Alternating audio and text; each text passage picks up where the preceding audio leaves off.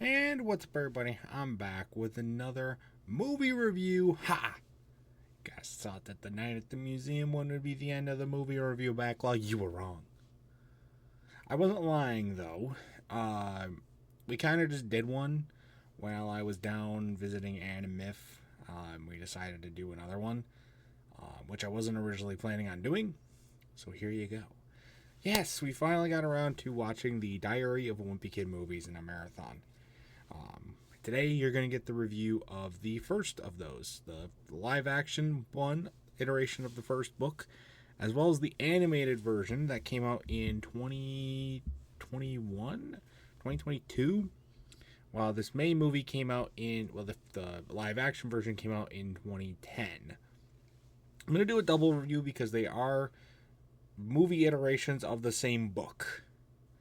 I'm going to do the same thing for Roderick Rules, and then Dog Days, Name Redacted, and Cabin Fever will have their own regular reviews. So, got a lot to talk about having watched both these films. And I got some thoughts. Let's just jump right into it, shall we?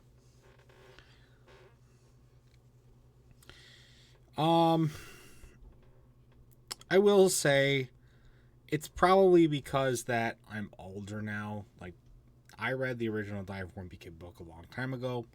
I really liked it, and I really liked this first movie when it came out. I was like 7 when it came out, and I loved the book, and I really liked the movie. And if the animated version had come out around that time, I probably would have liked that too, but I didn't like either this time around. And they just haven't aged. I've aged out of these movies, and I've aged out of these pieces of media, which is the point. There's a lot of cringe in these movies. There's also stuff that just didn't age well overall because it was 2010. But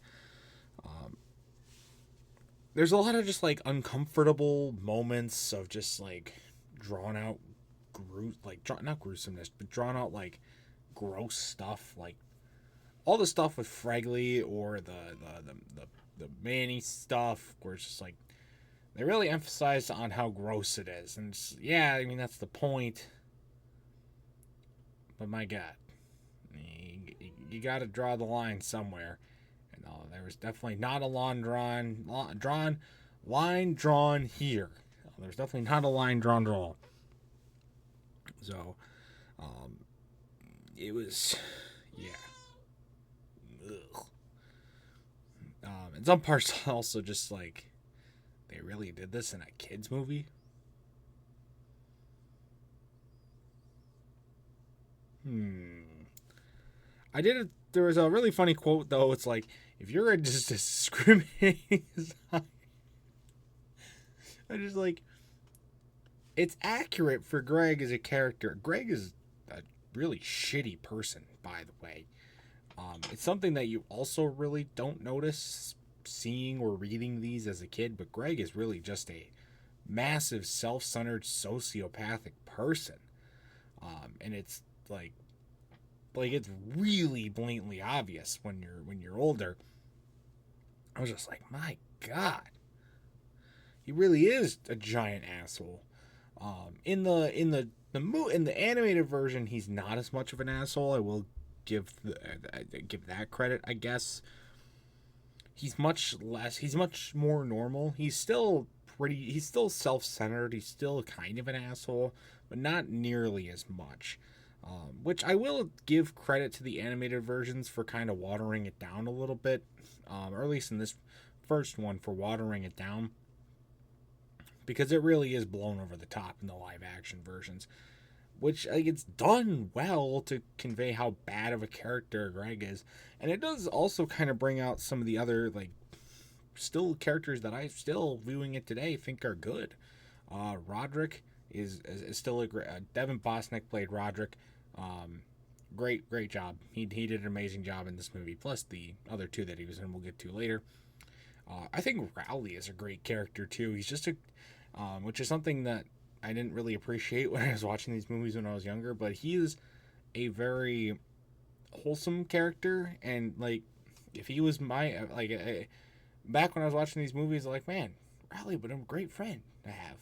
Really would have been. He's really played a really great character. I really like it. Greg's dad's also really funny, Frank Heffley, which is something that I did not like in the animated versions, is that they really water him down to not even the same character. Now, obviously, it's not the same actors that are playing the characters in the animated version as in the live action version, but still,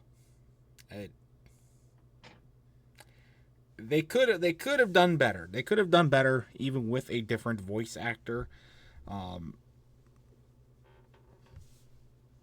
which is, it's just not great. Not great.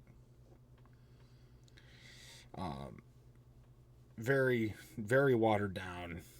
No, they're just like a generic character. And the animated version's a lot shorter of a movie as well, so they didn't have a whole lot to work with. Though I will say that the pacing of the animated one was so bad.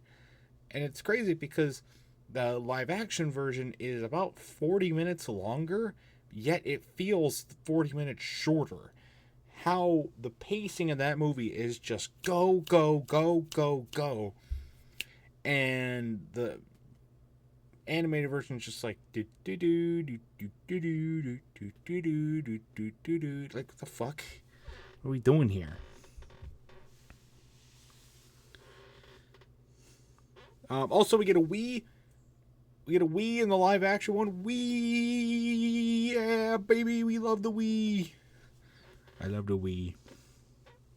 Even if the bullshit from the fucking disc drive, I still got it. I still got this fucking disc. No one needs to take it back.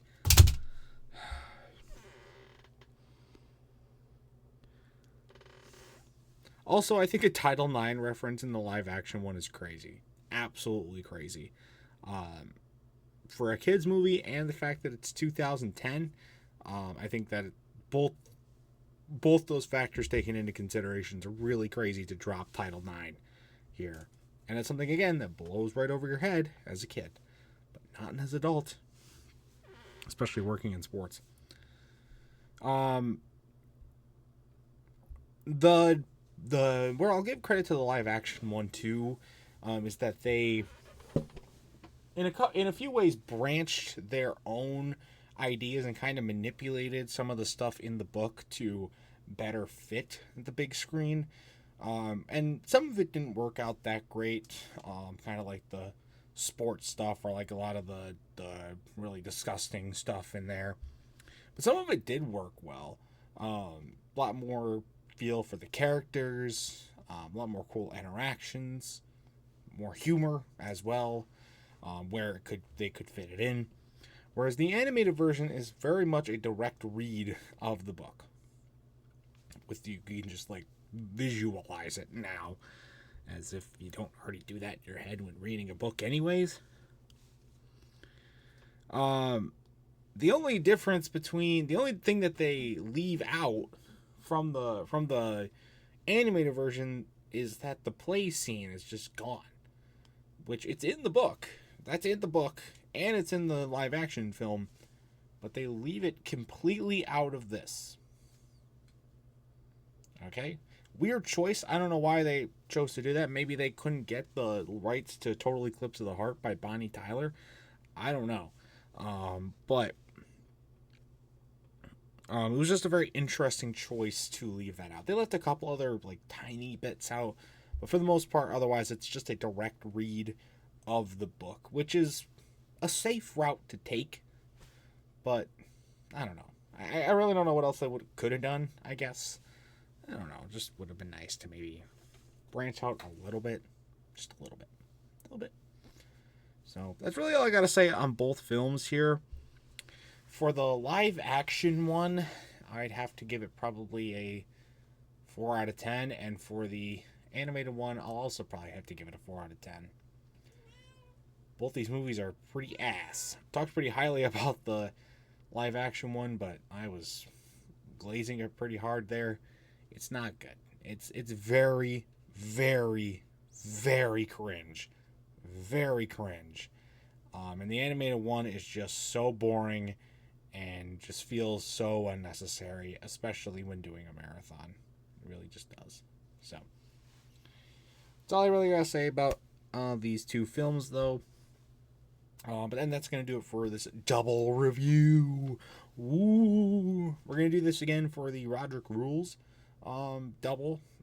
So stay tuned for that, and I'll review the other 3 films that were in this marathon as well too. So, but what do you think of either of these movies? Have you seen the animated one? Did you even know there was an animated one? Yeah, I didn't either until we made this marathon. Didn't even know there was an animated version, but now I do, and I've seen it. And I wish I had. So, it's going to do it, though, for this review. If you've, again, seen either of these movies, let me know your thoughts about them in the comment section down below. Do you think the book holds up better than the films do? Do they not? Why? I'd like to hear some thoughts. So, it's going to do it for this video, though. Stay tuned for the much more amazing content, including more movie reviews and other awesome stuff. And until next time, see you guys later. Goodbye.